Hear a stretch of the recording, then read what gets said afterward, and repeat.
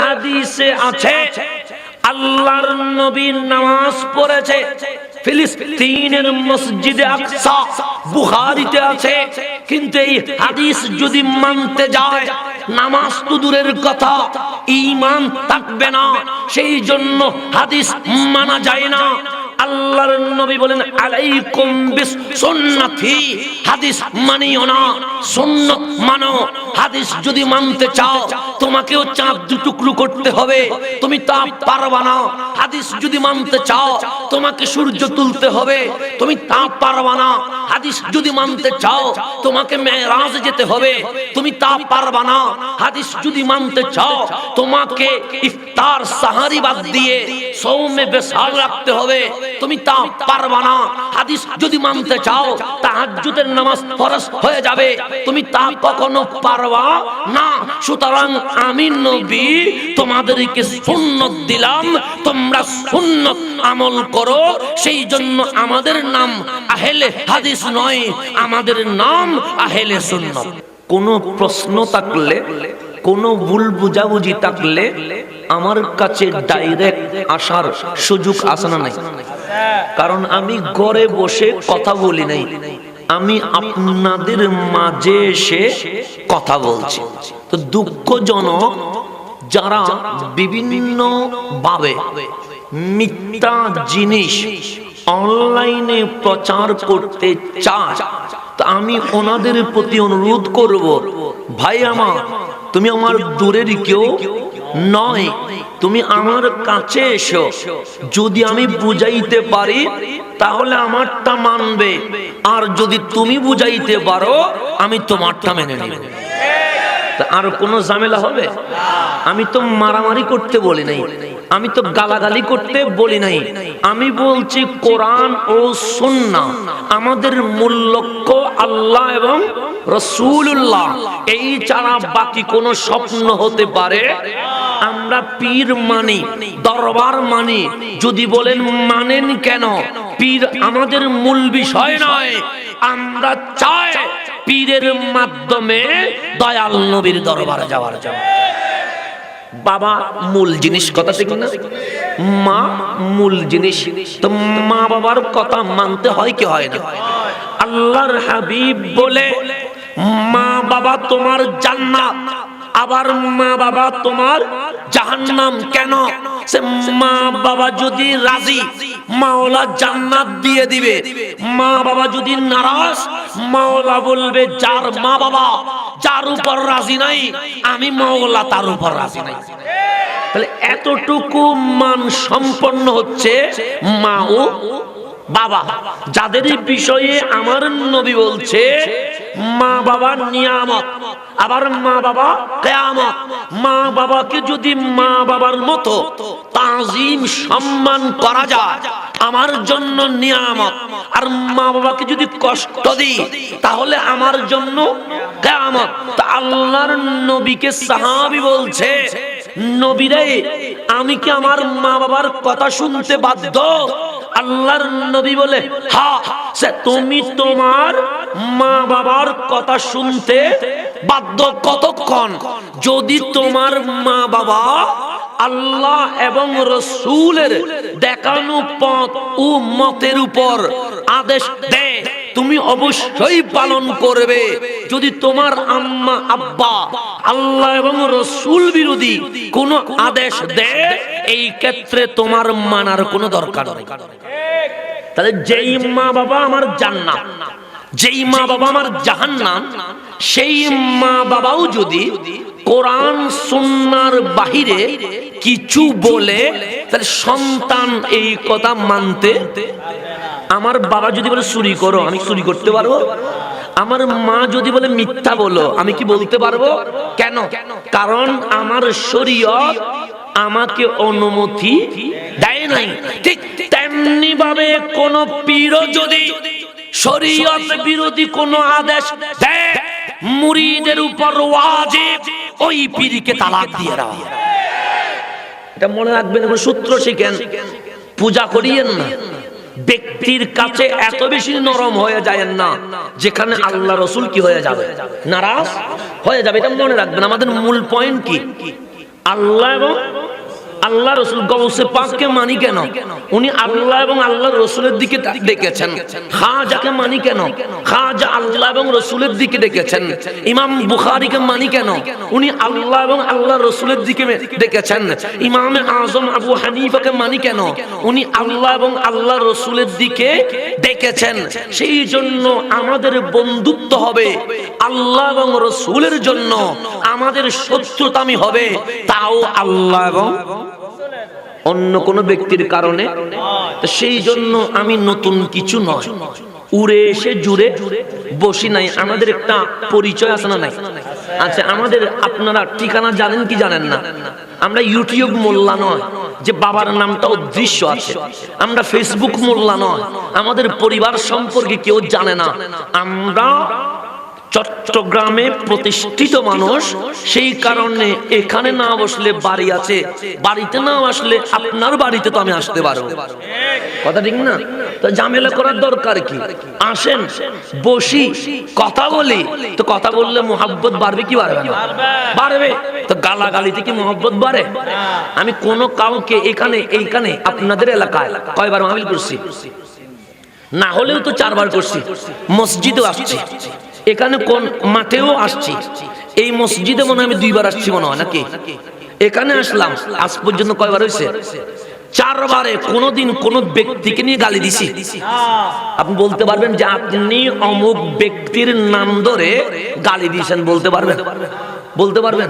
তো আমি বলছি কোরআন সুন্নাহ এটা বলে, তো আপনি কোরআন সুন্নাহ যদি বলে আমাকে গালি দিবেন কেন? বলছো তো আল্লাহ এবং রসুলে। কথা ঠিক? সেই জন্য আসেন, বসি, কথা বলি। যদি বলেন হুজুর আমাদের নলেজ অতটুকু হয় নাই, তো আলেম আপনাদেরও আছে, ওনাদের সাথে আমার বসায়া দেন। যদি বসার পরেও যদি না হয়, তখন বুঝবেন যে আমি যদি না পারি স্যালেন্ডার করব, আর যদি আমি পারি আপনারা মেনে নেবেন। বাস, শুধু শুধু মিথ্যা প্রচার করে লাভ আছে? কোন একটা ভিডিও আসছে নাকি আমি নাকি বলছি মাওলা আলী অনেক যুদ্ধে যায় নাই।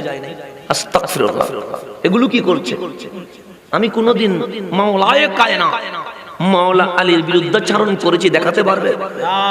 সর্বপ্রথম মাওলা আলী সম্পর্কে যখন অনেকেই মুস্তাখ বেয়াদবরা যখন কথা বলেছিল, আমি তো মাওলা আলীর পক্ষে কথা বলেছিলাম। কথা ঠিক কিনা?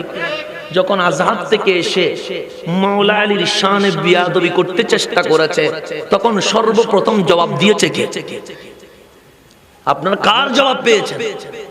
তাহলে কোথায় নিয়ে যাচ্ছ? তা আল্লাহ যেন তাদেরকে হেদায়েত দান করেন। এখন আসেন, আমি আমার বিষয়বস্তুর বাহিরে কথা বলি না। বিষয় দিয়েছে হাদিস বিজ্ঞান সম্মত। হাদিস কি সম্মত? কোন হাদিস বিজ্ঞানের বাহিরে গেছে? হাদিস বিজ্ঞান সম্মত। এই কথার প্রমাণে হাদিসে রাসূল ও বর্তমান বিজ্ঞান, এটা হচ্ছে আমার আলোচনা। হাদিস মানে আমার নবীর কথা, আমার নবীর কাজ, আমার নবীর মৌন সম্মতি, এটাকে হাদিস বলে। এটা কি বলে?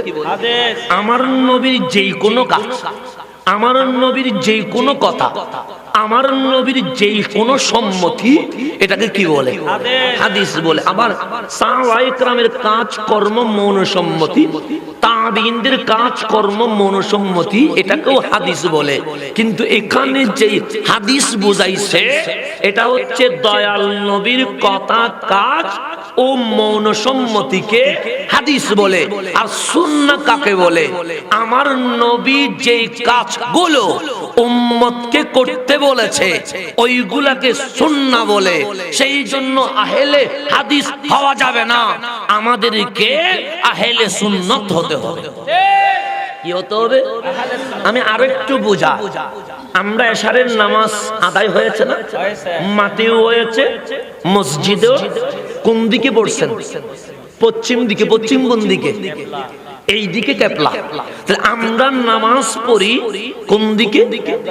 কেবলার দিকে পড়া। এটাই হচ্ছে নিয়ম। কিবলাকে যদি পরিবর্তন করতে চায়, এটা আমাদের পক্ষে সম্ভব হবে? ঈমান থাকবে? কিন্তু বুখারীতে হাদিস আছে, কি আছে? হাদিস আছে, আল্লাহর নবী নামাজ পড়েছে মসজিদে আকসার দিকে। তো মসজিদে আকসা কোন দিকে? এই দিকে। তো আমরা যদি বুখারীতে হাদিস আছে সেই কারণে এই দিকে নামাজ পড়ি, নামাজ তো দূরের কথা, মুসলমান থাকবো? তাহলে হাদিসে আছে আল্লাহর নবী নামাজ পড়েছে ফিলিস্তিনের মসজিদে আকসা, বুখারীতে আছে। কিন্তু এই হাদিস যদি মানতে যায়, নামাজ তো দূরের কথা, ঈমান থাকবে না। সেই জন্য হাদিস মানা যায় না। আল্লাহর নবী বলেন আলাইকুম বিসুন্নতি, হাদিস মানিও না, সুন্নাত মানো। হাদিস যদি মানতে চাও তোমাকেও চাঁদ দু টুকরো করতে হবে, তুমি তা পারবা না। হাদিস যদি মানতে চাও তোমাকে সূর্য তুলতে হবে, তুমি তা পারবা না। হাদিস যদি মানতে চাও তোমাকে মেরাজে যেতে হবে, তুমি তা পারবা না। হাদিস যদি মানতে চাও তোমাকে ইফতার সাহারি বাদ দিয়ে সওমে বেসাল রাখতে হবে, তুমি তা পারবা না। হাদিস যদি মানতে চাও তাহাজ্জুদের নামাজ ফরজ হয়ে যাবে, তুমি তা কখনো পারবা না। সুতরাং আমি নবী তোমাদেরকে সুন্নাত দিলাম, তোমরা সুন্নাত আমল করো। সেই জন্য আমাদের নাম আহলে হাদিস নয়, আমাদের নাম আহলে সুন্নাত। আল্লাহু আকবার, রিসালাত ইয়া রাসূলুল্লাহ, ইয়া রাসূলুল্লাহ, ঈদ মিলাদুন নবী জিন্দাবাদ। তাহলে আহলে হাদিস হওয়া যাবে, কি হতে হবে? এটা কে বলেছে? আল্লাহর নবী আলাইকুম বিসুন্নতি, সুন্নাত মানো, সুন্নাত মানো। এখন আমি যখন এই কথা বললাম, যারা মাযহাব মানে না, যারা নিজেদেরকে আহলে হাদিস বলে, ওরা আমার উপর রাগ করবে কি করবে না? করবে, গালি দিবে, আমাকে ক্রস চিহ্ন দিবে, আমার বিরুদ্ধে ফেসবুকে দিবে। এখন আমি যে বললাম হাদিস নয় সুন্নাত মানতে হবে, এটা কি আমার কথা? এটা কি আমার বাবার কথা? এটা কি আমার দাদার কথা? এটা বলেছেন কে? রাহমাতুল লিল আলামিন। তো নবী বলল সুন্নাত মানো। তো এই কথা বলার কারণে আপনি রাগ করছেন, আপনি আমার বিরুদ্ধে ফেসবুকে লিখছেন, আপনি ক্রস চিহ্ন দিচ্ছেন। এখন আমি কি আপনাকে রাজি করব না রাসূলকে রাজি করব? এই জিনিসটা বুঝতে চেষ্টা করেন। আমি আপনার পক্ষে বললে আপনি খুশি হবেন, আমি যদি বলি আহলে হাদিস হ্যাঁ, আপনি আমার পক্ষে ফেসবুকে পোস্ট দিবেন, আপনি আমার পক্ষে বাবা বলবেন, আমার গলার মালা দিবেন, আপনি আমার ব্যাপারে মানুষকে বলবেন ওনাই আমার পক্ষের লোক। কিন্তু আমি তো আপনার পক্ষের হলাম, কবরে তো গিয়ে আমি রাসূলের বিপক্ষে হয়ে যাব। তো আমি কোন পক্ষে যাব? ব্যক্তির পক্ষে না রাসূলের পক্ষে? তো রাসূল বলছে আলাইকুম বিসুন্নতি, সুন্নাত মানো, সুন্নাত মানো, সুন্নাত মানো। আমাকে কোন কথা বলতে হবে? রাসূল যেটা বলছে সেই কথা বলতে হবে। এইটা কেন বুঝে না মানুষ? আমি তো বুঝি না। আমি তো বন্ধু তোমার পক্ষে কথা বলতে পারি, তোমার পক্ষে বললে তুমি টাকাও দিবা, কারণ ফেসবুকে মেসেজ গুলো আছে।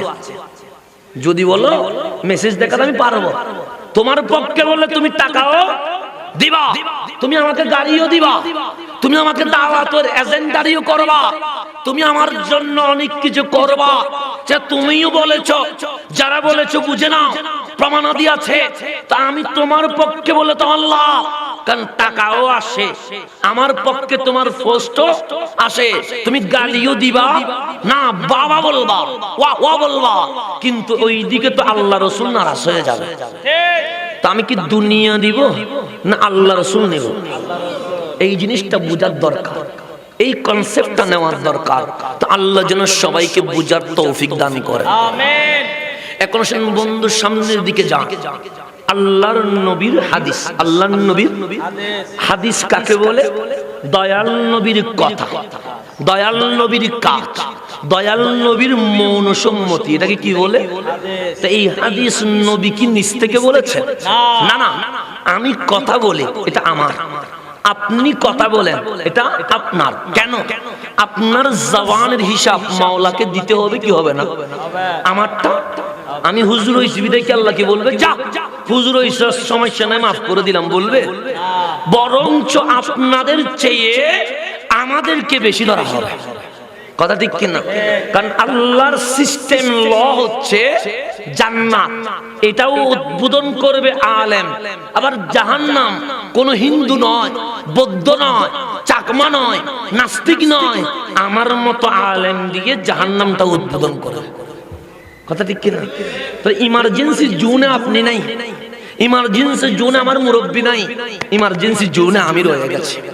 মাওলা আমাকে যদি জান্নাত উদ্বোধন করায় তাহলে তো আলহামদুলিল্লাহ, যদি জাহান্নামটা উদ্বোধন করায় এর চেয়ে লজ্জা করার কিছু হতে পারে?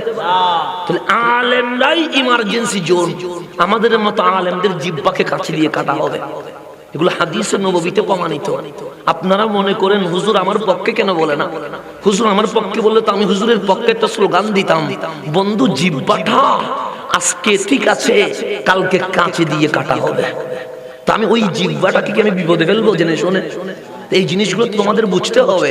আমি চাইলে তোমার পক্ষে বলতে পারি তো, কারণ মুখ তো আমার আছে। আমি চাইলে তোমার জন্য বাবা বলতে পারি তো, কিন্তু আমার এই জিহ্বাটা তো মাওলার দরবারে কথা বলতে। কথা ঠিক কিনা? এখন সামনের দিকে চলে যায় বন্ধু আমার, গভীর মনোযোগ। আমাদের জিহ্বা আছে না নাই? জিহ্বা সত্য বলে, মিথ্যাও বলে, ভালো বলে, অশ্লীলও বলে, বলে কি বলে না? সিটিংগিরিও করে, আবার ভালো উপকারও করে। এই জিহ্বা মানুষকে কষ্টও দেয়, আবার সুন্দর কথায় মানুষকে আপনও করে। তাহলে জিহ্বার কোয়ালিটি আছে না নাই? তো আল্লাহর নবী বলে আমার উম্মতের দুইটা জিনিস ভয়ঙ্কর। কয়টা জিনিস ভয়ঙ্কর? একটা জবান আর একটা লজ্জাস্থান। যদি বলেন ইয়াবা, তাও কি দিয়ে পান করতে হয়? জিহ্বা দিয়ে। যদি বলে ফেন্সিডিল, তাও কি দিয়ে? জিহ্বা দিয়ে। মিথ্যা কথা, তাও জিহ্বা দিয়ে। চিটিংগিরি, তাও জিহ্বা দিয়ে। ওয়াদা দিয়ে, ওয়াদা খেলাফ, তাও জিহ্বা দিয়ে। আরেকটা ইফটিজিং বলেন, ধর্ষণ বলেন, বেবিচার বলেন, এগুলো হয় লজ্জাস্থানের কারণে। তা আল্লাহর নবী বলে, ও আমার উম্মত, এই জবান মিথ্যাও বলতে পারে, এই জবান অশ্লীল বাক্যও বলতে পারে, এই জবান মানুষকে কষ্টও দিতে পারে, এই জবান মাদক ইয়াবা ফেন্সিডিলও নিতে পারে। মুস্তাফা বললাম, উম্মত জবানটা আমারে দিয়ে দাও। তুমি ওয়াদা করো মাদক কখনো নিবা না, তুমি ওয়াদা করো ইয়াবা কখনো নিবা না, তুমি ওয়াদা করো মিথ্যা কখনো বলবা না, তুমি ওয়াদা করো তোমার জবান কখনো অশ্লীল শব্দ বলবে না, তোমার জবানের জামানত আমাকে দিয়ে দাও। মানে তোমার মুখের জামানতটা কাকে দিয়ে দাও? দুই নাম্বার, তোমার লজ্জাস্থান। বলো আমাকে, এই লজ্জাস্থান কখনো বেবিচার করবে না, এই লজ্জাস্থান কখনো ধর্ষণ করবে না, বিয়ের আগে কোনোদিন অবৈধ প্রেম করবে না, কোনোদিন পরকীয়া করবে না। উম্মত দুইটা জিনিসের জামানত আমাকে দাও, একটা মুখ আর একটা লজ্জাস্থান। আমি নবী ওয়াদা করলাম, খোদার কসম তোমাকে জান্নাতের জামানত দিয়ে দিয়েছি। তাহলে কয়টা জামানত নবী চাচ্ছে? দুইটা। একটা মুখ, মুখ, এই মুখের জামানত কাকে দিতে বলতেছে? নবীকে। বলছে আমাকে দিয়ে দাও, তোমার জবানটা কাকে দিয়ে দাও? নবীকে দিয়ে দাও। তো আমরা এই মুখটা নবীকে দিতে চাই কি চাই না? আমার নবী উম্মত দিয়ে দেয় আমাকে। তো আমিও বললাম নবীরে আমার জবানটা আপনি নবীকে দিয়ে দিলাম, লজ্জাস্থানের জামানত দে। তো আমি ওয়াদা করলাম নবীরে আমি ধর্ষণ করব না, আমি টিজিং করব না, আমি বেবিচার করব না, আমি পরকীয়া করব না, আমি অবৈধ প্রেম করব না। আল্লাহর নবী বলে, তুমি নর হও নারী হও, তুমি পুরুষ হও মহিলা হও, তুমি যদি তোমার মুখ এবং লজ্জাস্থান এই দুইটার জামানত যদি নবীকে দিয়ে দাও, এই হাতে জবান আর মুখ আর লজ্জাস্থানের জামানত দিয়েছো, আর ওই হাত দিয়ে মুস্তাফা তোমাকে জান্নাত দিয়ে দিব। তাহলে এই মুখটা কার জন্য দিব আমরা? নবীর জন্য। তাহলে এইটা জামানত দিতে হবে কি হবে না? তাহলে বন্ধু এমন কথা বলিও না, আমি ওই কথা বললে আমার লিডার খুশি হবে, আমি ওই কথা বললে আমার অমুক খুশি হবে, আমি ওই কথা বললে আমার তমুক খুশি হবে। তুমি ওগুলো বলিও না, তুমি এই জবান দিয়ে ওই শব্দগুলো বলো যা শুনলে মাওলা এবং মাওলার হাবিব রাজি হয়ে যাবে। কথা ঠিক? তাহলে বন্ধু আমার গভীর মনোযোগ, আমাদের মুখ আছে না নাই? ভালো বললে সওয়াব, খারাপ বললে গুনাহ, সুন্দর সুন্দর শব্দ বললে সওয়াব, মিথ্যা বললে কবিরা গুনাহ। আছে না নাই? মিথ্যা সগীরা না কবিরা? আমরা প্রত্যেক দিন কবিরা গুনাহ করি। যদি বলেন কেমনে? এই মোবাইলের কারণে। কিসের কারণে? যেমন আপনাকে বোঝায়, আমরা মোবাইল দিয়ে চলাচল করি না? করি। আমি আসি কোথায়? মুরাদপুরে। আপনি ফোন করে বললেন দোস্ত করে আসস, আমি বললাম অক্সিজেনে। আসি কোথায়? বললাম কোথায়? তো মিথ্যা বলছি না সত্য বলছি? আপনি মনে করলেন এটা হালকা জিনিস, এটা হালকা জিনিস, কিন্তু এটা যে মিথ্যা বলার কারণে সেকেন্ডের ভেতরে কবিরা গুনাহ হয়েছে, আমিও খেয়াল করতে পারি নাই, আপনিও খেয়াল করতে। এই কবিরা গুনার জন্য তওবা ওয়াজিব। কি ওয়াজিব? তওবা। সগীরা গুনাহ বিভিন্ন কারণে মাওলা মাফ করে দেয়, এদিক সেদিক করে মাফ করে দেয়, কিন্তু যখন কবিরা গুনাহ হবে তখন তওবা ওয়াজিব।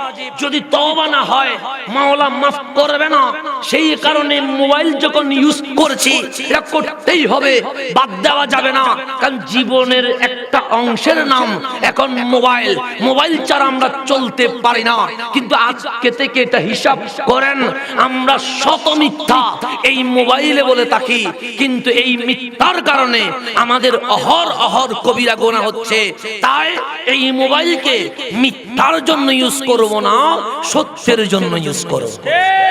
কিসের জন্য? আমরা, আপনি আমাকে দেখতে নাও পারেন, স্বাভাবিক। আমি আপনাকে দেখতে নাও পারি। যেখানে ভাইয়ে ভাইয়ে ঝগড়া হয় সেখানে আপনি আর আমি কি রক্ত ঝগড়া হচ্ছে না? চাচা আর বাবার মধ্যে ঝগড়া হচ্ছে কি হচ্ছে না? ঘরে ঘরে ঝগড়া হচ্ছে। তো যেখানে আপন মাঝে মাঝে পর হয়ে যায় সেখানে আপনি আর আমি কি? সুতরাং আমাকে সবাই পছন্দ করবে এরকম হয় না। এরকম যদি একজন মানুষকে সবাই পছন্দ করে, মনে করবেন মুনাফিক। মনে করবেন কি? কারণ যিনি হয় ওনাকে সবাই পছন্দ করে না, এটা স্বাভাবিক জিনিস। আল্লাহর নবীর চেয়ে দামি আর কিছু আছে? কিন্তু বিরোধিতা করার সময় নবীর চেয়ে বেশি কারো বিরোধিতা করছে? পুরা মক্কাবাসী এমন বিরোধিতা করেছে, আল্লাহর নবী মক্কা ছেড়ে মদিনায় আসতে বাধ্য হয়ে গেছে। কথা ঠিক? তো নবীর চেয়ে দামি হতে পারে না। তো আপনি আমাকে অপছন্দ করতেই পারেন, আমি আপনাকে অপছন্দ করতেই পারি, এটা আমি স্বাভাবিক ধরে। কারণ হিংসা থাকবে, একজন আরেকজনকে নাও মানতে পারে, স্বাভাবিক জিনিস, এটা অস্বাভাবিক কিছু। কিন্তু যখন আমি আপনাকে দেখতে পারবো না, আপনি আমাকে দেখতে পারবেন না, তখন আমি বলি সঠিক সমালোচনা করেন, যাতে করে আমরা দোষগুলো কি করতে পারি? ঠিক করতে পারি। কিন্তু মিথ্যা সমালোচনা, এটা দ্বারা কি গুনাহ বাড়ছে না কমছে? বাড়ছে না। আমি একটা বক্তব্যে বলেছি, কিসে বলেছি? বক্তব্যে। এই সময়, কোন সময়? বর্তমান সময়ে আলা হযরতের মতো আর কেউ নবীর উম্মতের মধ্যে নাই। কোন সময়ে বলছি? এই সময়ে। কেন? তাফসীরের মধ্যে ওনার নাম, হাদিসের মধ্যে ওনার নাম, বিজ্ঞানের মধ্যে ওনার নাম, 1500 কিতাব যিনি উপহার দিয়েছেন ওনার নাম আলা হযরত। ওনার নাম কি? আলা হযরত। বর্তমান সময়ে কি কেউ 1500 কিতাব দিয়েছে? তো আমি সেই জন্য বলেছি এই সময়। এই সময়টা কেটে দিয়ে হাসান আজহারি বলছে আলা হযরতের মতো নবীর উম্মতের মধ্যে আর কেউ নাই। হাসান আজহারি আলা হযরতের উপর, খাজাকে আলা হযরতের উপর, গৌসে পাক, সাহাবায়ে کرام, সিদ্দিক আকবর, সবার উপরে আলা হযরতকে তুলে দিয়েছে। তা আমি বললাম কোন সময়? এই সময়। তো সিদ্দিক আকবর কি এই সময়ে? ফারুক আজম কি এই সময়ে? উসমান যুন্নুরাইনকে সময়ে, মাওলা আলীকে সময়ে, হাসনাইন করিমাইন ওনাকে সময়ে রাদিয়াল্লাহু তাআলা আনহুম, আমার গোস আমার খাজা কি এই সময়ে। তা আমি বললাম এই সময়ে আপনি এই সময়টা কেটে দিয়ে এই যে মিথ্যা তোহমা ফেসবুকের মধ্যে প্রচার করলেন, এটা কি গুনার বাগী হবেন না? যদি আমি ভুল করি অবশ্যই বলবেন। এখন আসেন বন্ধু সামনের দিকে চলে যায়, তাহলে আমরা অজান্তেই মিথ্যা বলি কেন? মোবাইলটা আমার হাতে, যে কোনো সময় আমরা মিথ্যা বলি। আমরা থাকি এক জায়গায়, বলি আরেক জায়গায়, আমরা কাজ করি একটা, বলি আরেকটা, কিন্তু এটাকে আমরা মনে করছি নরমাল বিষয়, কিন্তু আমার বিবেক বলছে নরমাল। মাওলা বলে যে বান্দা মিথ্যা বলে সেটা নরমাল হতে পারে না, এটা মাওলার কাছে অনেক বড় বিষয়। আজকে থেকে আমরা মোবাইল ইউজ করতে সাবধান থাকবো কি থাকবো না? থাকবো। এখন সামনের দিকে চলে যায়, আমি যদি ভালো বলি সওয়াব আছে না নাই? মিথ্যা বললে গুনাহ আছে। আমি যদি সত্য বলি সওয়াব আছে, অশ্লীল বললে গুনাহ আছে।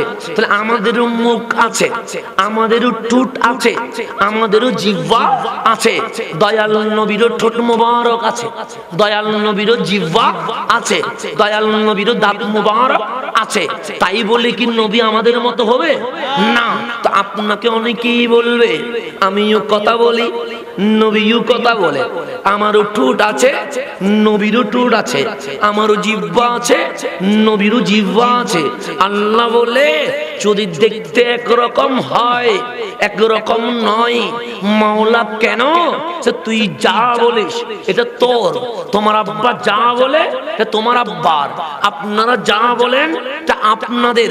কিন্তু আল্লাহর নবীরও জবান আছে, আল্লাহর নবীরও ঠোঁট আছে, কিন্তু আল্লাহর নবী যখন কথা বলে আল্লাহ বলে ওয়ামা ইয়ান্তিকু আনিল হাওয়া ইন হুয়া ইল্লা ওয়াহয়ু ইউহা। আল্লাহর নবী যখন কথা বলে কথাগুলো আল্লাহর নবীর নয়, কথাগুলো রব্বুল আলামিন। কথাগুলো কার? আল্লাহ। তাহলে আমার কথা কি আল্লাহ?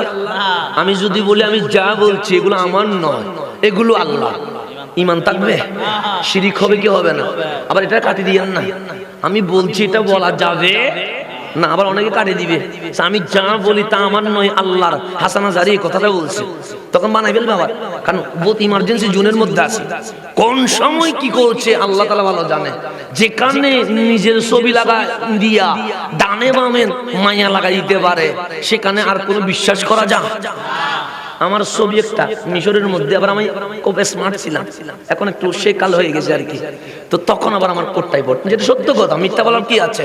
আমি আল আজহারের ছাত্র সংসদের বিপি ছিলাম, তো বিপি যিনি তাকে ওনাকে কোটটাই পড়তে হয়, এটা স্বাভাবিক বিষয়। সেটা আমার মিশরের এভাবে ছবি ঠিক আছে, ছবি কি আছে, মিথ্যা বলা দরকার নাই। আমি যদি বলি ওখানে আমি জুব্বা পড়ছিলাম, পাঞ্জাবি পড়ছি, মিথ্যা বলা দরকার আছে না? আমি আপনাকে কেন বলবো? আমি ওই সময় কোটটা পড়তাম, কিন্তু ছবিটা আছে, ডানে একটা মাইয়া লাগাই দিছে, মামে আরেকটা মাইয়া লাগাইছে, তাও একটা শান্তি পাইতাম যদি বাংলাদেশে লাগাই দিত। কারণ জন্ম নিয়েছি কোথায়? বাংলাদেশে, বাংলাদেশে লাগাই দিলে বাংলাদেশে লাগাইছে, সমস্যা নেই। মিশরে ছিলাম তাও মিশরে লাগাই দেয়, বলতাম যে মিশরে ছিলাম সেজন্য মিশরে লাগাই দিছে। মালয়েশিয়ায় ছিলাম, যদি মালয়েশিয়ার নিয়ে লাগাই দিত তাহলে বলতাম যে অসুবিধা নাই, মালয়েশিয়ায় কয়েক বছর ছিলাম, মালয়েশিয়ান লাগাই দিছে।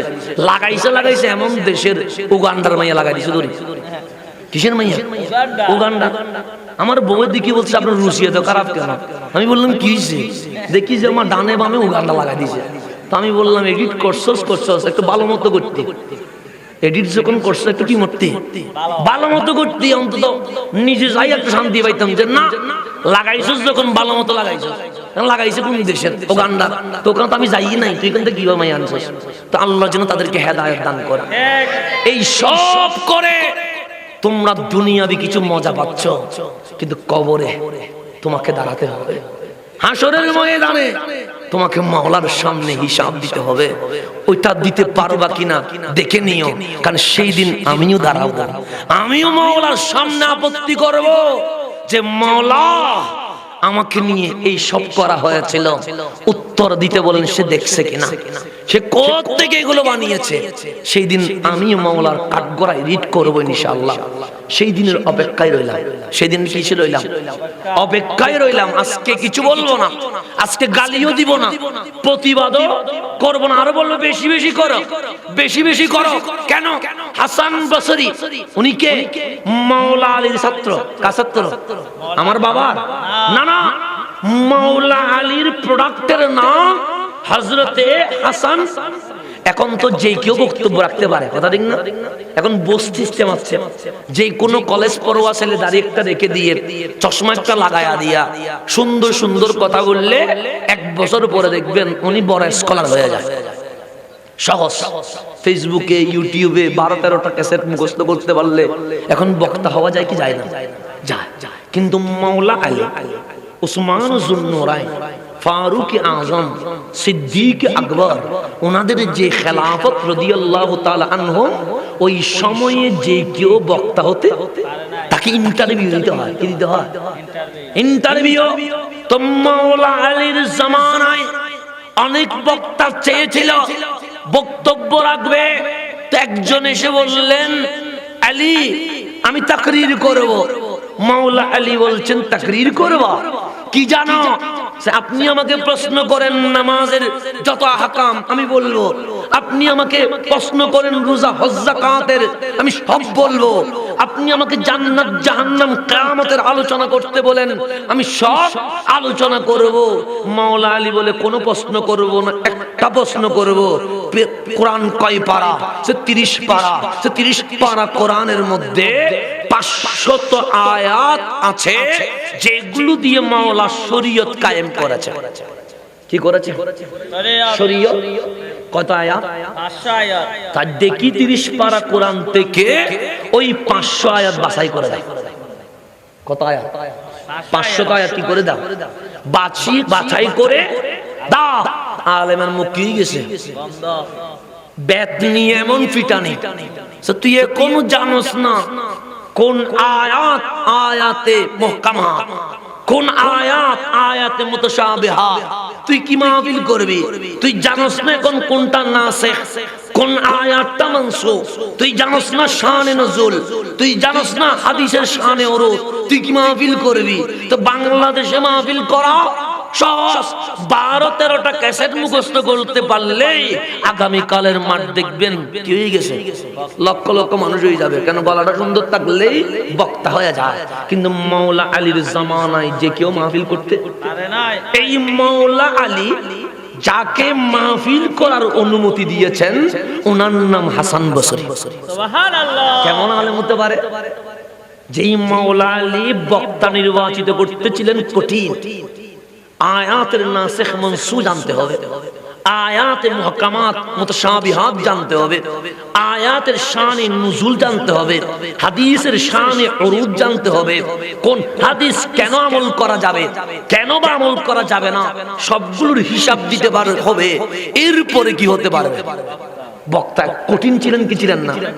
এই কঠিন মাওলা আলী তিনি বলছে জাতির জন্য একটা বক্তা উপহার দিলাম, ওই বক্তার নাম হাসান বসরি।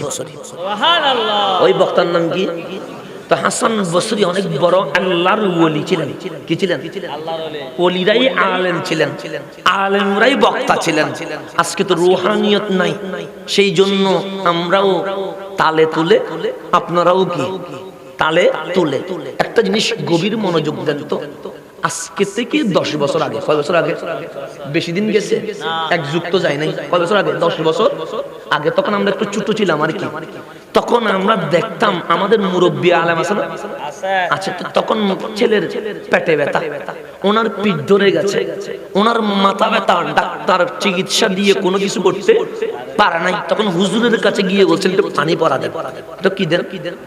তো পানি পড়ায় আহামরি কিছু বলে নাই। আমরা তো নিজের কানেও শুনেছি, বিসমিল্লাহ পড়েছে, আউযু বিল্লাহ পড়েছে, সূরা ফাতিহা আলহামদুলিল্লাহ পড়েছে, 4 কুল সূরা ইখলাস এগুলো পড়েছে, তারপর আয়াতে কুরসি পড়েছে, এরপর দুরূদ শরীফ পড়ে একটা ফু দিয়েছে। এটা কি দিয়েছে? ফু দেওয়ার পরে বাচ্চাকে পান করিয়ে দিয়েছে, বাচ্চা ভালো হয়ে গেছে। সুবহানাল্লাহ। আজকে থেকে কয় বছর আগে? 10 বছর। এখন আপনারা আমাদের কাছে আসেন, হুজুর আমার মাথা ব্যথা, কয় বছর? 4 বছর ধরে যায় না। তা আমরা কি করি? পুরা কোরআন শরীফ শেষ করে সূরা ফাতিহা থেকে একদম কত পর্যন্ত একবার নয় 3-4 বার শেষ করে দরুদ শরীফ 111 বার পড়ি, আয়াতে কুরসি আরো বেশি পড়ি। ফুয়া দেওয়ার পরে আপনি পান করার পর আগে যতটুকু মাথা ব্যথা ছিল এখন আরো বাড়ি গেছে। কথা ঠিক না? এটা প্র্যাকটিক্যাল কথা বলছি, এটা হাসার কথা না। তো আমরাও পানি পড়া দিই কিন্তু মাথা ব্যথা কমে না, বেড়ে যায়। পেট ব্যথা কমে না, পেট ব্যথা বেড়ে যায়। তো আগের আলেম তো এত কষ্ট করে নাই, শুধু আউযু বিল্লাহ বিসমিল্লাহ পড়ে সূরা ফাতিহা ইখলাস পড়ে দরুদ শরীফ পড়ে পানিতে ফু দিলেন, এতটুকুতেই ভালো হয়ে গেছে। আর আমি 4 বার কোরআন শেষ করে 16 বার পানিতে ফু দেওয়ার পরেও আপনার পেট ব্যথা সরে না, মাথা ব্যথা যায় না। কারণ কি? সূরা ফাতিহা তো ঠিক আছে, সূরা ইখলাস তো ঠিক আছে, আল কোরআন তো আগে তাই আছে।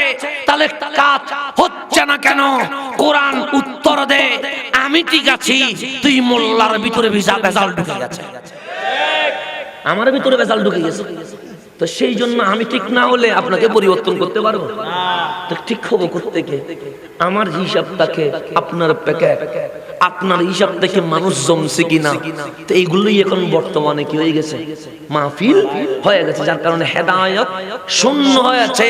যুবক আসে মাহফিলে, সে বেনামাজি থাকলে নামাজি হওয়ার কথা, সে বেরোজাদার থাকলে রোজাদার হওয়ার কথা, অসুন্নি থাকলে সুন্নি হওয়ার কথা, মা বাবার অবাধ্য থাকলে বাধ্য হওয়ার কথা।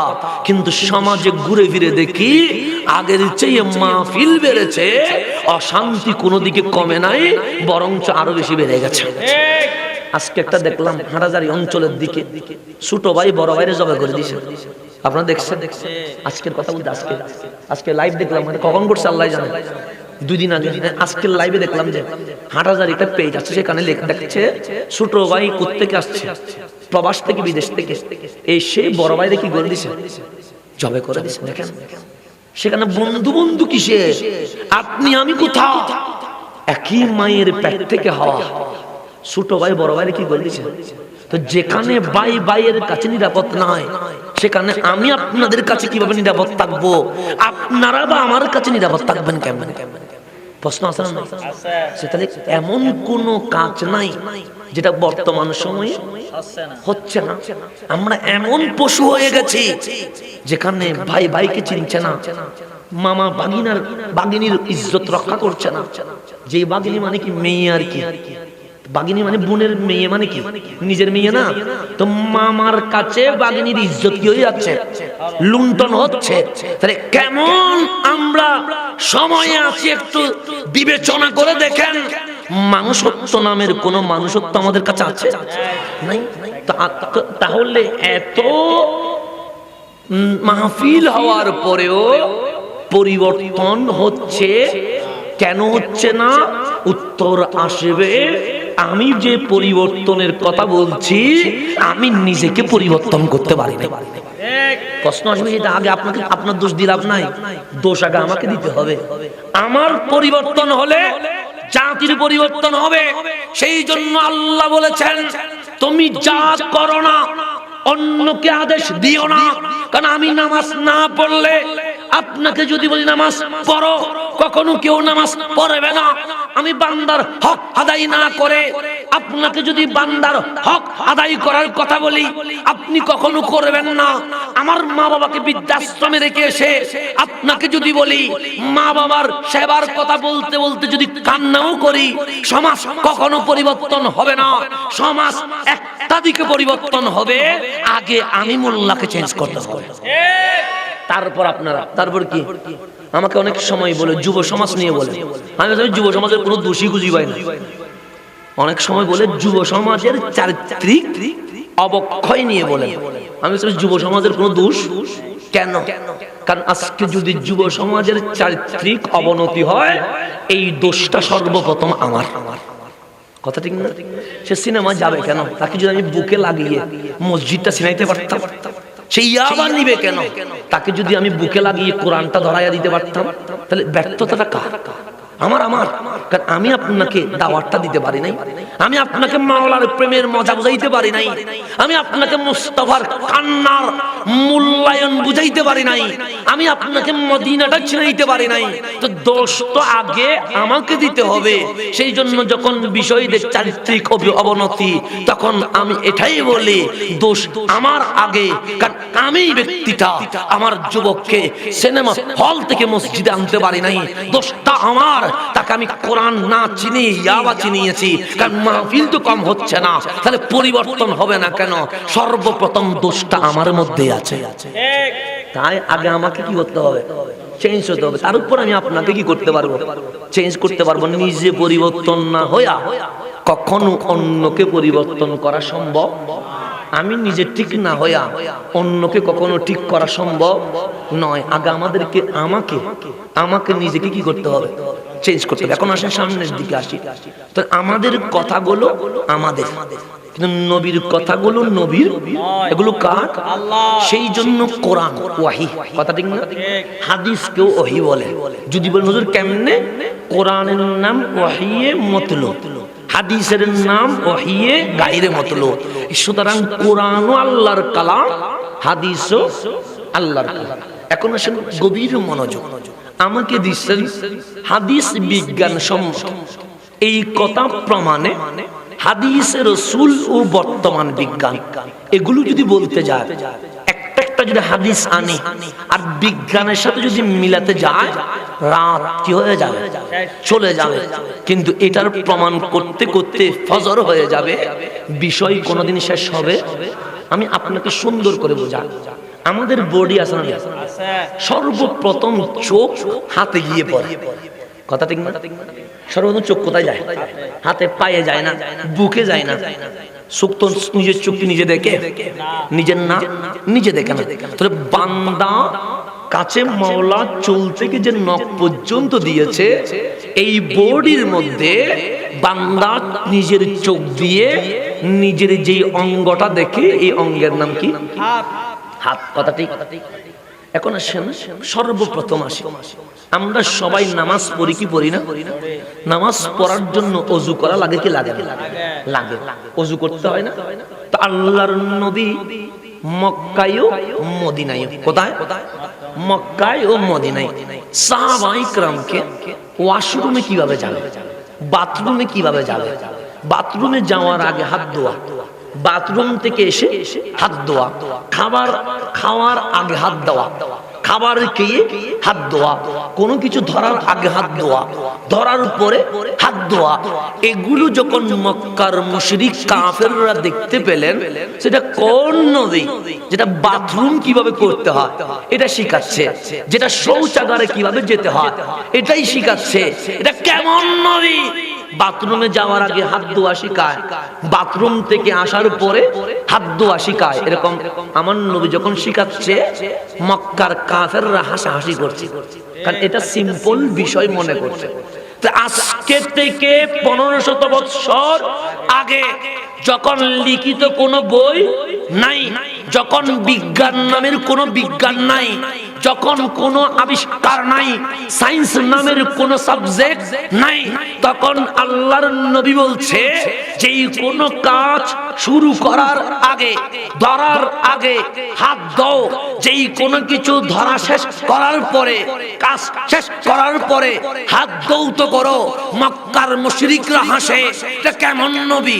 শৌচাগারে যাওয়ার আগে হাত ধোয়া শিখায়, শৌচাগার থেকে আসতে হাত ধোয়া শিখায়, খাবার ধরার আগে হাত ধোয়া শিখায়, খাবার ধরার পরে হাত ধোয়া শিখায়।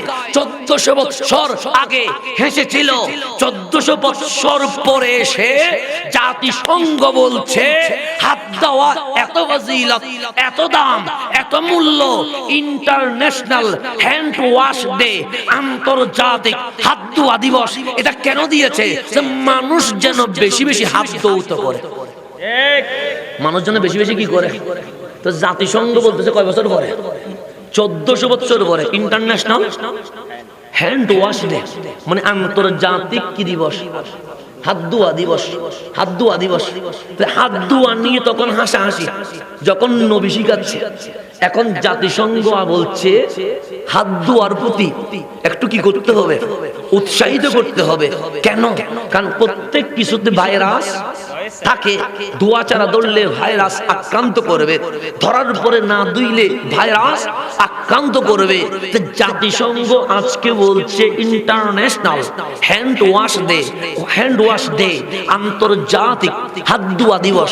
হাত ধোয়া দিবস কেন সেই দিবস রাখলা কেন? এই কারণে রেখেছি বিশ্বের মানুষকে হাত ধৌত করার প্রতি সচেতনতা লক্ষ্যের জন্য। তো যেটা জাতিসংঘকে বুঝতে 1500 বছর লেগেছে, আল্লাহর নবী সেটা 1400 বছর আগে দিয়ে দিয়েছে। তা আপনাকে যদি এইভাবে বুঝায় আপনি অবাক হয়ে যাবেন। আমরা অজু করি কি করি না? অজুতে কয় অঙ্গ ধুইতে হয়? 5 অঙ্গ। 3 অঙ্গ বললে অনেকে বুঝবে, 5 অঙ্গ বলি। মুখ কয়টা অঙ্গ? একটা অঙ্গ। আমার ভাই বলছে 2 হাত মিলে 1 অঙ্গ বলছে আর কি, কারণ দুইটাই তো হাত, কিন্তু 2 হাত 2টা অঙ্গ। কয়টা অঙ্গ হইল? 3টা। 2টা পা মিলে আরো 2টা ধরেন, কয়টা হইল? 5 অঙ্গ দুইতে হয়। কথা ঠিক না? ডেইলি কমপক্ষে কয়বার ওযু করতে হয়? 5 বার। গভীর মনোযোগ। আমাদের গলা থেকে টাকনুর আগ পর্যন্ত একটা কাপড়ে কি থাকে? মুড়ানো থাকে, কিন্তু মুখ খোলা থাকে, হাত খোলা থাকে, পা খোলা থাকে। তো এখন অনেকেই বলে বায়ু এসেছে পিছনে, পেশাব পায়খানা অন্যদিকে, ওযু করে সামনের দিকে। অনেকে বলে না, যুক্তি দে। তুমি বাথরুমে গিয়েছো, পেশাব করেছো বা বড় হাজত পালন করেছো, বায়ু ছেড়েছো, পিছনে ওযু করছো কোন দিকে? সামনে। এটা কি রকম? তখন এটা যুক্তি দিত। এটা কি দিত? তো ইসলাম বলছে যা হয় কিন্তু ওযু করা লাগবে, ওযু করা। আজকে বৈশ্বিক মহামারী করোনা যখন আসছে, তখন সায়েন্টিস্ট বিজ্ঞানীরা বলছে যেই মুসলমান, প্রত্যেক মুসলমান না, যেই মুসলমান ডেইলি 5 বার ওযু করেছে তাকে করোনা আক্রান্ত করার কোনো সম্ভাবনা নাই। প্রত্যেক মুসলমান নয়। যেই মুসলমানের সাথে মসজিদে সম্পর্ক নাই ও না, যে মুসলমান কোনোদিন ওযু করে নাই ও না, যেই মুসলমান ডেইলি কয়বার? 5 বার ওযু করেছে, সেই মুসলমানকে কোন মহামারী করোনা আক্রান্ত করতে পারবে না। কেন? তুমি যখন অল টাইম পরিষ্কার থেকেছো, তোমার হাতও পরিষ্কার, তোমার পাও পরিষ্কার, তোমার মুখও পরিষ্কার, এটা তো কাপড় দিয়ে ঢাকা। তো যেখানে পরিষ্কার থাকে সেখানে অপরিষ্কার হামলা করতে পারে না। তো যেটা ভাইরাস সেটা অপরিষ্কার, আপনি পরিষ্কার। তো যখন পরিষ্কার থাকবেন তখন ভাইরাস কি আক্রমণ করতে পারবে? তো আজকে 1400 বছর পরে মহামারী করোনা যখন আক্রমণ করা শুরু করেছে, ডাক্তার বলেন, বিজ্ঞানী বলেন, সবাই পরামর্শ দিচ্ছে হাত পা মুখ ধুয়ে ধুয়ে রাখো, ধুয়ে ধুয়ে রাখো। মুস্তাফা বলে বুঝবি 1500 বছর পর আমি নবী মুসলমানদেরকে এই চিকিৎসা 1500 বছর আগে দিয়ে দিয়েছে। আপনি কোন দিকে যাবেন? আর ইসলাম ওযুর প্রতি কি আকর্ষণ দিয়েছে জানেন? আচ্ছা, ওযু করলে কালা কি সাদা হয়? না। সাদা কি আরো সাদা হয়? কখনো হয় নাই। কিন্তু ইসলাম ওযুর প্রতি কি আকর্ষণ দিয়েছে জানেন? হযরতে আনাস রাদিয়াল্লাহু তাআলা, নবী সাহাবী, উনি খাদেমে রাসূল, উনি দয়াল নবীর দরবারে চলে আসলেন। কার দরবারে? কয় বছর খিদমত করছে? বিনা বেতনে। কি বেতনে? স্যালারি ছাড়া চাকরি করবেন আপনি? আপনাকে যদি বলে 1 মাস টাকা দিব না, আসবেন? কিসের সাথে? স্যালারি ছাড়া করবেন? কিন্তু আনাস বলে আমি মুস্তাফার গোলামি করব, বিনিময়ে কোনো স্যালারি চলবে 10 বছর জীবনে কোনোদিন কিছু বলে আল্লাহর নবী আমার টাকা লাগবে, আল্লাহর হাবিব ঘরের মধ্যে সমস্যা হয়েছে পয়সা লাগবে, আল্লাহর হাবিব আমার ঘরের মধ্যে বউয়ের শাড়ি লাগবে, এই কথা কোনোদিন আপত্তি করে 10 বছর খিদমত করার পরে আল্লাহর নবীর দরবারে এসে বললেন, নবী গো আমার একটা জিনিস লাগবে। আমার একটা কি লাগবে? কয় বছর পরে? 10 বছর পরে। আল্লাহর নবী হযরতে আনাসতে চেষ্টা করেন না, কোথায় ইমাম বুখারী, কোথায় ইমাম আযম আবু হানিফা, কোথায় আমার গাউসুল আযম দস্তগীর? তো ওনাদের চেয়ে আপনি কেন বড় হতে চাচ্ছেন? কারণ ওনাদের তো কোনো মেসাজ নাই। তো আপনি যদি চান ওনাদের নিচে থাকতে চেষ্টা করেন। কোথায় থাকতে চেষ্টা করেন? নিচে। তো উনি বলছেন আনা কাসিমুন ওয়াল্লাহু, কে বলেছে? রাহমাতুল লিল। তো আনাস রাদিয়াল্লাহু তাআলা বললেন, নবী গো, আমি একটা জিনিস চাই। আল্লাহর নবী ডাক দিয়ে বলে, আনাস 10 বছর আমার খেদমত করেছো, জীবনে কোনোদিন আমাকে ছেড়ে দিয়ে যাও নাই, আমি নবীর পিছনে পিছনে ঘুরেছো। 10 বছর পর বলছো নবী গো আমার একটা জিনিস লাগবে। আনাস, আমি রাহমাতুল লিল আলামিন, আমার কাছে চাইবে আর খালি হাতে ফেরত যাইবা, তা কখনো হতে পারে না। বলো না আনাস। আনাস বলেন, নবী রে, দুনিয়াতে আমাকে 1 পয়সাও দিতে হবে না, দুনিয়ার জমিনে আমার কোনো চাহিদা নাই। আল্লাহর নবী বলেন, কোথায় লাগবে? নবী রে, হাল্লি শাফাআ, আমি ভয় পাচ্ছি হাসরের ময়দান, যেই দিন সূর্য নেমে যাবে, জমিন যখন তামা তামা হয়ে যাবে, মুসা আলাইহিস সালামের মত নবী আরশের খুঁটি ধরে চিল্লা চিল্লি করবে, ডানে বামে সামনে পিছনে সবাই যখন নফসি নফসি করবে, বাবা যখন সন্তানের পরিচয় দিবে না, মা যখন নিজের আঁচলটা গুড়িয়ে নিয়ে নিবে, ভাই বোনের সম্পর্ক যখন আর চলবে না, স্বামী যখন আদর করে বউ বলে ডাকবে না, বউ যখন স্বামী গো বলে চিৎকার করবে না, নবীর এই যেই জমিনে কেউ কারণ নাই, সেই জমিনে আনাস বড় একা হয়ে যাবে। হাল্লিশ আফা, আল্লাহর কাহারিয়তের ডাকের সামনে আমি আনাস মাওলার সামনে দাঁড়াইতে পারবো না।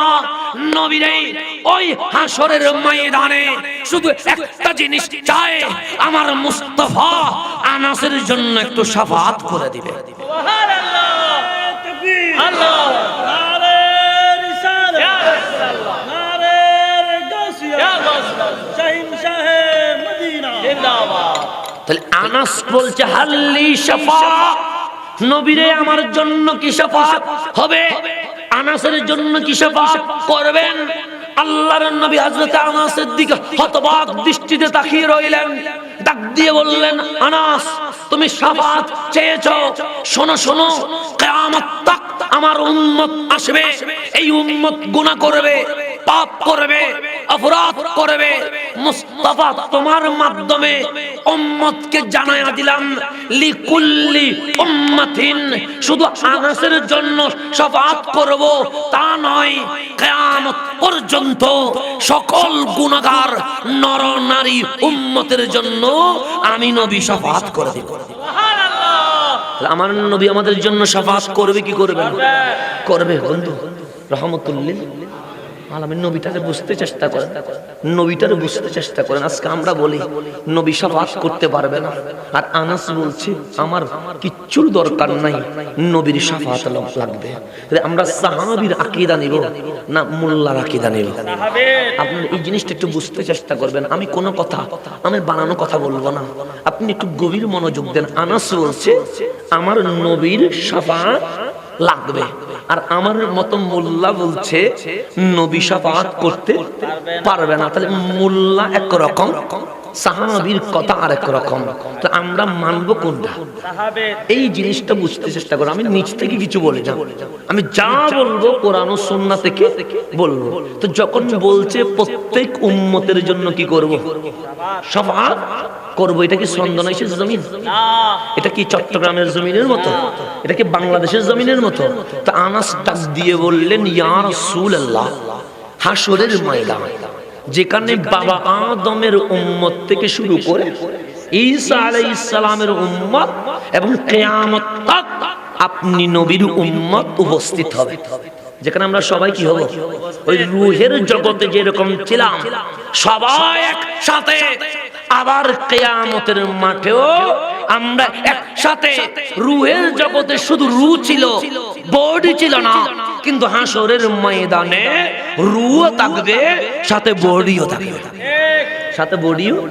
এবার নাস্তিক আছে না আমাদের বাংলাদেশে, ওরা বললে খাও দাও তৃপ্তি করো, কি করো? এগুলো কিসের দরকার? মুসলমানরা এগুলো কি বলে? 5 টাইম প্রেয়ার করতে বলে, এগুলো কি? কারণ মরে যাওয়ার পর তো তুমি মাটির সাথে কি হয়ে যাবে, তো তুমি আবার উঠবে কেমনে? এই কথা শোনার পরে আমার স্কুল কলেজ ইউনিভার্সিটির স্টুডেন্টরা বলে কথা তো ঠিক, কারণ মাটির কাজ শরীরকে কি করা, বক্ষণ করা, তো কথা তো ঠিক। আমি যখন মরে যাব তখন তো আমি মাটির সাথে কি হয়ে যাব, মিশে যাব। তারপর হাসর নসর এগুলো কি? সুতরাং এই প্রাকৃতিক ভাবে জীবন হইছে, যতটুকু পারি ততটুকু ফুর্তি করে নেই, আর পরে কোনো সমস্যা নাই, মাটির সাথে মিশে যাব। কিন্তু আপনি এই কনসেপ্টটা নিয়েছেন, একটু ভেবে দেখেন তো, যেই দিন আমার মা আর আমার বাবার বিয়ে হয় আমাদের কোনো অস্তিত্ব ছিল? ছিল? মানে আমার মা আমার বাবা, মাও সিঙ্গেল, বাবাও, আমার কোনো অস্তিত্ব আছে? কিন্তু যেই দিন আমার মা বাবার বিয়ে হলো, শাদী হলো, সহবাস হলো, কিচ্ছু ছিল না, না হাড্ডি ছিল, না চামড়া ছিল, না মুখ ছিল, না পা ছিল। মাওলা বলে জিজ্ঞেস কর আমি কে? বান্দা বলছে তুমি কে? আল্লাহ বলে হুয়াল্লাযী ইউসাফিরুকুম ফিল আরহামি কাইফা ইয়াশা। তিনি সেই আল্লাহ, তোমার মা বাবার বিয়ের পরে, সহবাসের পর, তোমার মায়ের পেটের মধ্যে তোমার কিচ্ছুই ছিল না, মাওলা তোমার বান্দা বানায় ফেলছে। কিচ্ছু ছিল না, শুধু মা বাবার সহবাসের মাধ্যমে আমরা কোথায়? দুনিয়াতে। তো কবরে যখন যাবেন, বডি আছে না? কিছু তো আছে, ধরেন সবগুলো কি হয়ে গেছে, চামড়া খাই ফেলছে, কিন্তু হাড্ডি তো আছে, আছে না? তো যখন কিচ্ছু নাই, সেখান থেকে মাওলা যদি আপনারা এতটুকু বানাইতে পারে, কিছু যখন আছে, সেখান থেকে মাওলাকে আপনাকে হাসরে তুলতে পারবে না? পারবে কি পারবে না?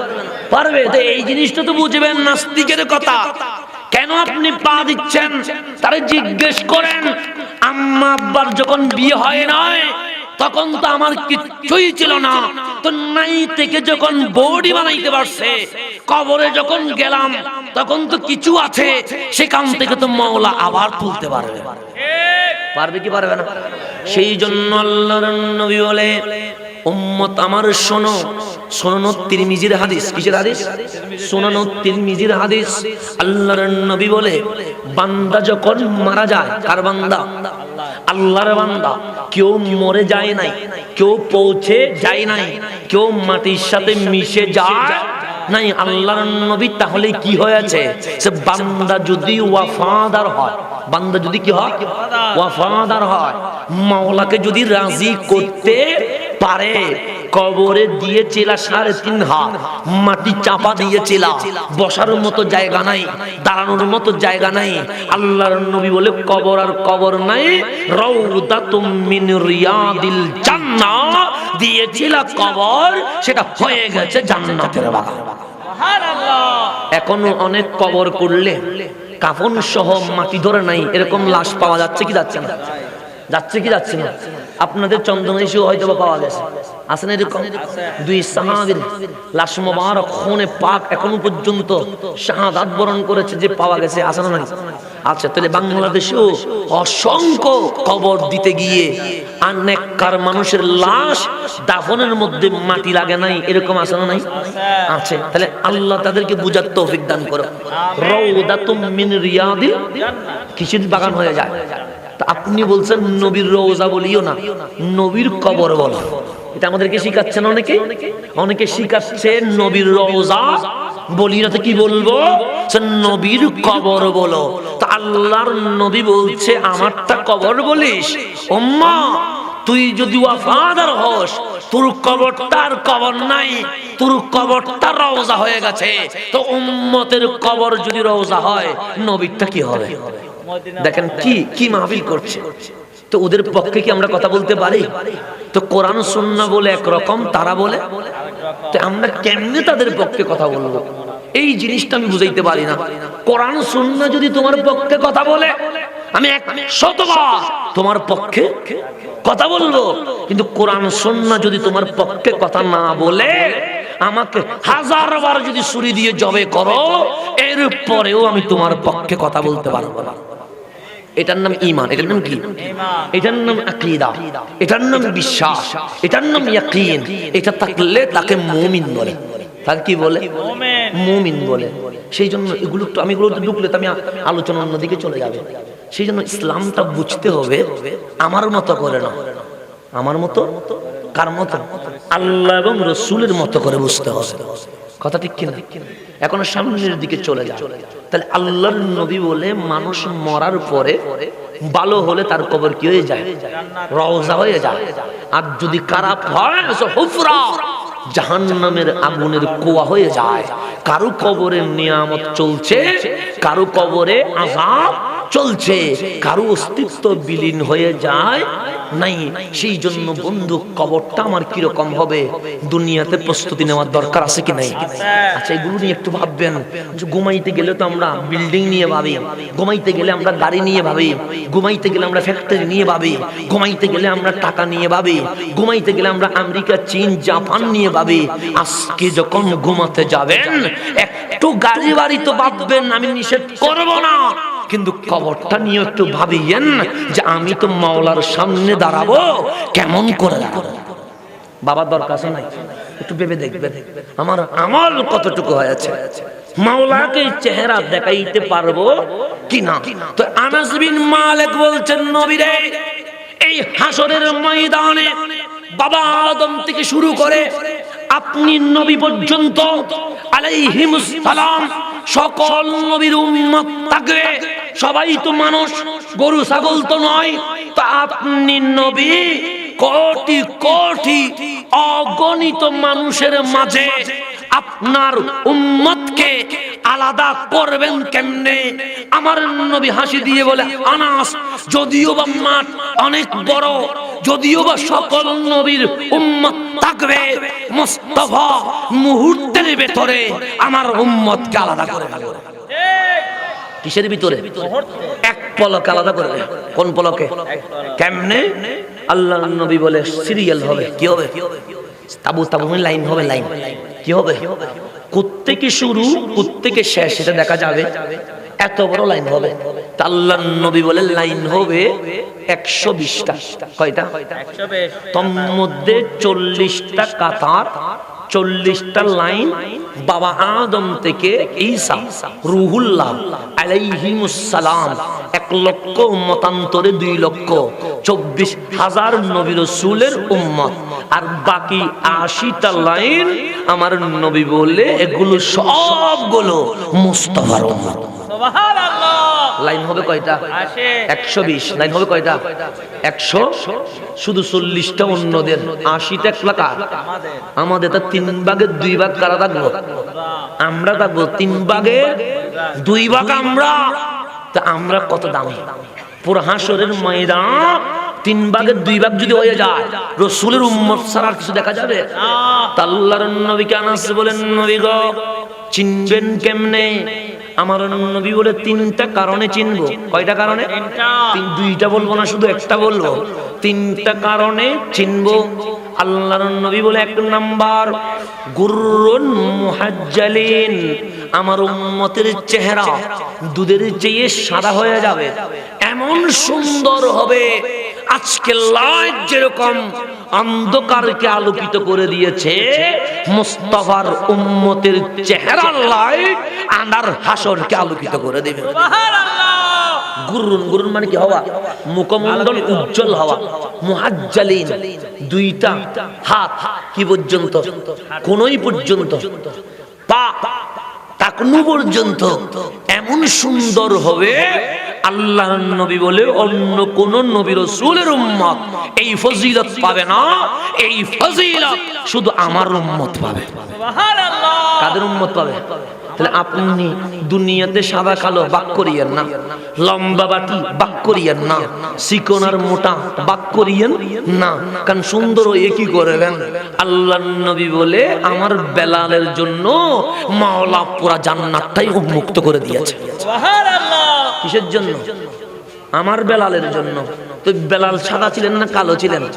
তো বেলাল বলে যে আমি দুনিয়াতে ক্রিম দেই নাই, আমি দুনিয়াতে পেয়ার লাভলি ইউজ করি নাই, তো আপনি পুরা জান্নাত কেমনে নিলেন? আমি হাসরের ময়দানের ক্রিম ইউজ করেছি। ওই ক্রিমটার নাম কি? সৈয়দনা বেলাল বলে দুনিয়াতে একটা মুহূর্তের জন্য আমি ওযু ছাড়া ছিলাম না। বেলাল যেই দিন মুসলমান হয়েছে সেই দিন থেকে মরণ পর্যন্ত হর ওয়াক্ত ওযুর অবস্থায় ছিলেন। সুবহানাল্লাহ। এই পিয়ালা আপনি মাখতে হবে কি মাখতে হবে না? হবে। এই ওযু লাগবে। গুররুন মুহাজ্জালিন। আনাস বলেন, নবী রে, আপনার উম্মতের 5 অঙ্গ কেন দবদবে সাদা হবে, কেন সুন্দর হবে?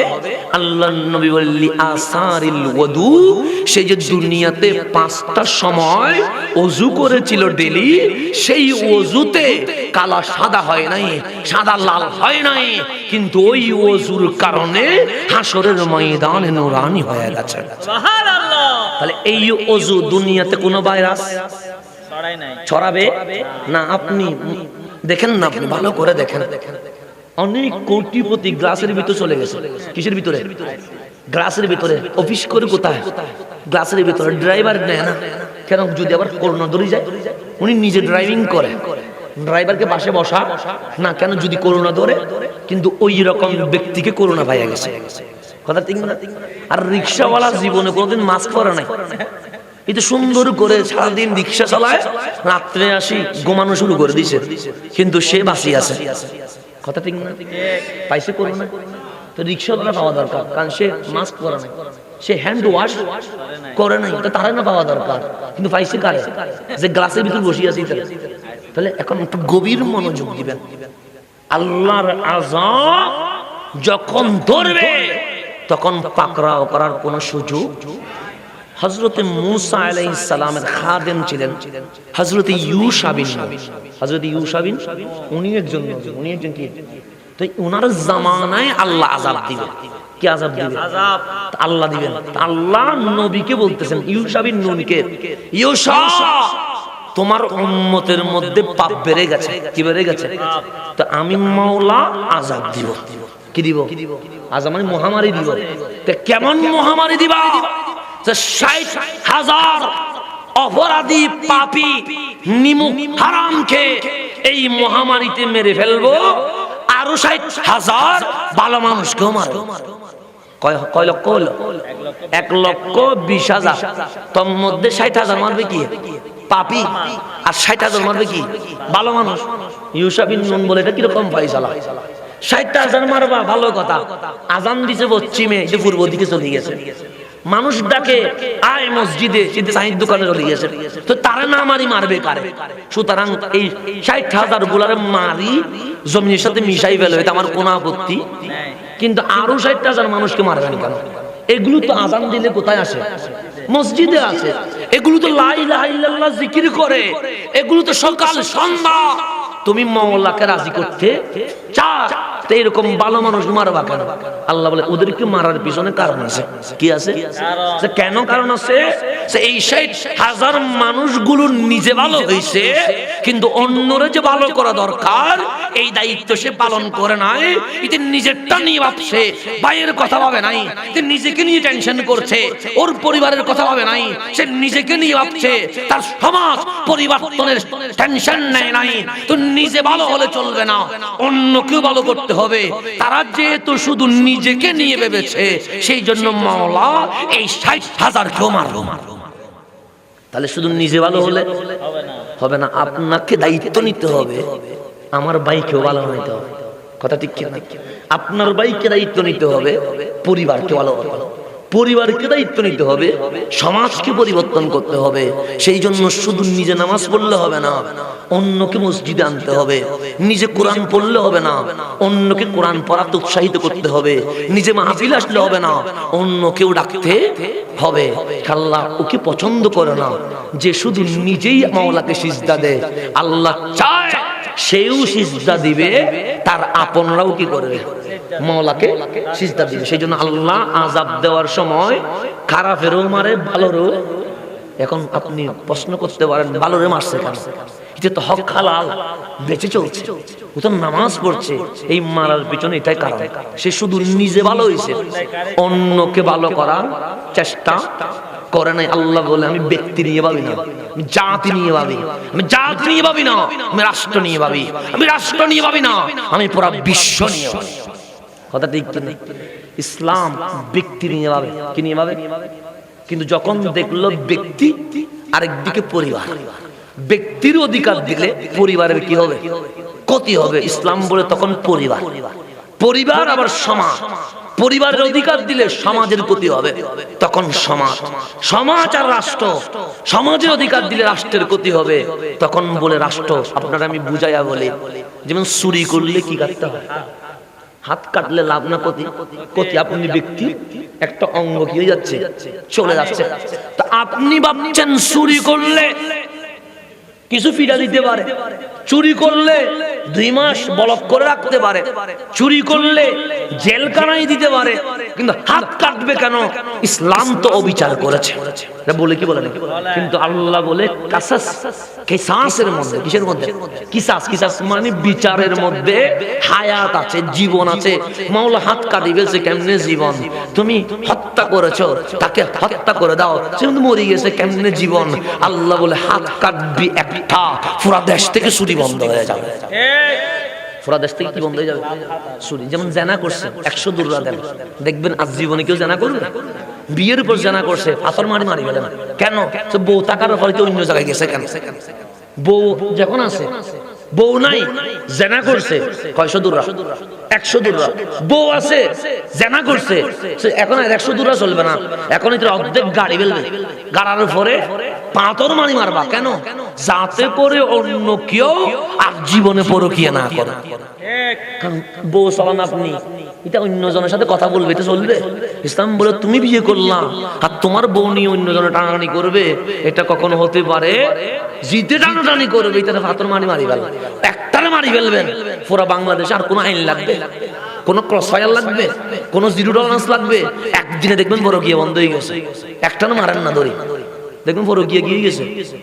জেনার 100টা দুর্রা দেন, একজন রে দেন, দেখবেন পুরা পৃথিবীতে কোনদিন জেনা থাকবে?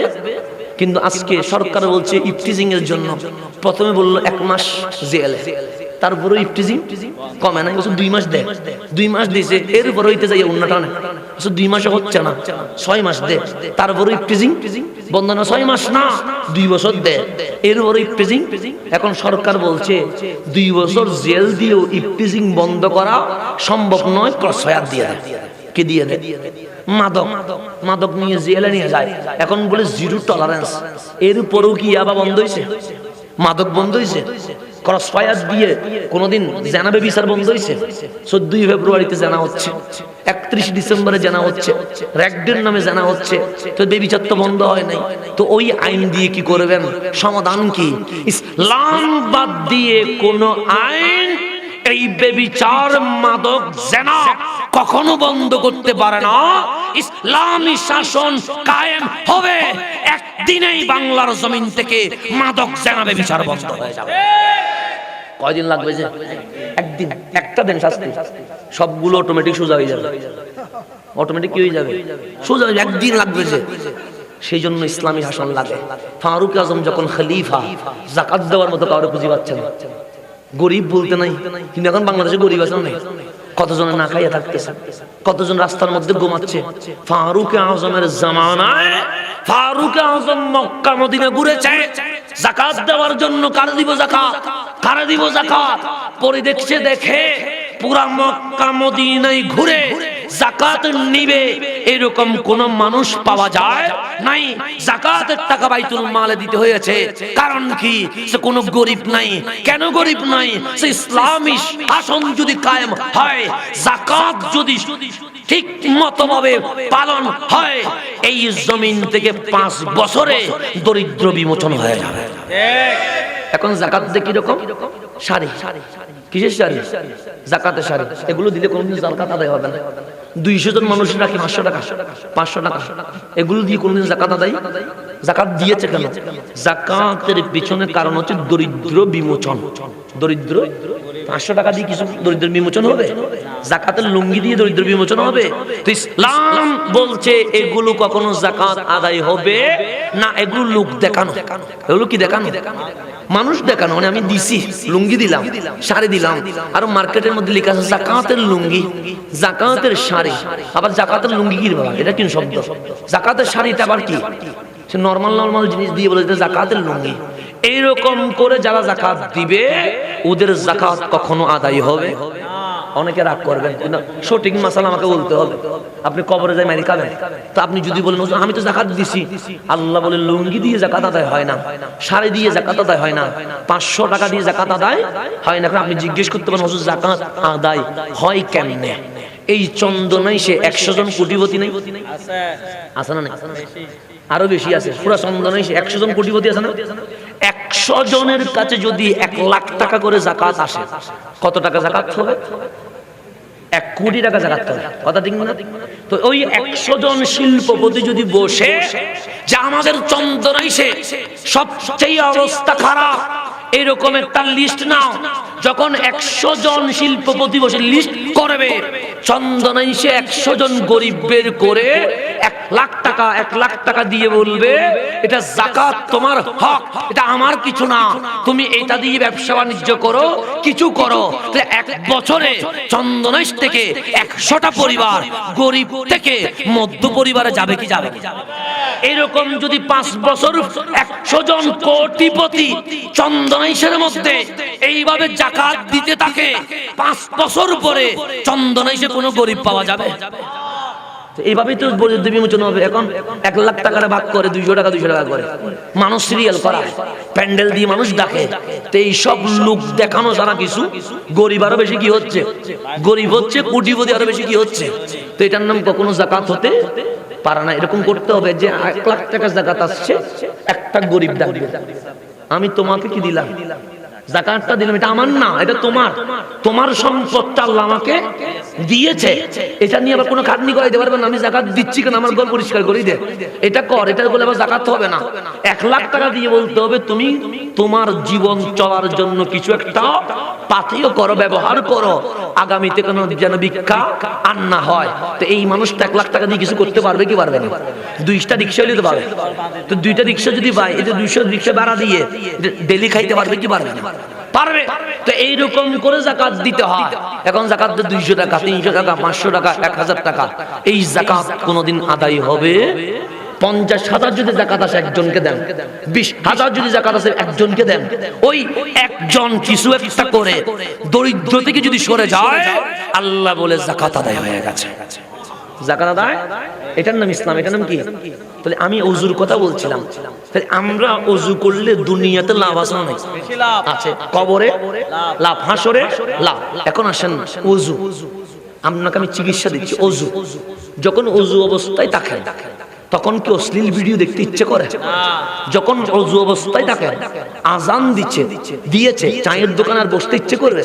তাহলে আপনি যখন কন্টিনিউ ওযু করবেন, আপনি যদি চায়ের দোকানে থাকেন, আজান যখন দিবে ওযু বলবে মসজিদে আয়।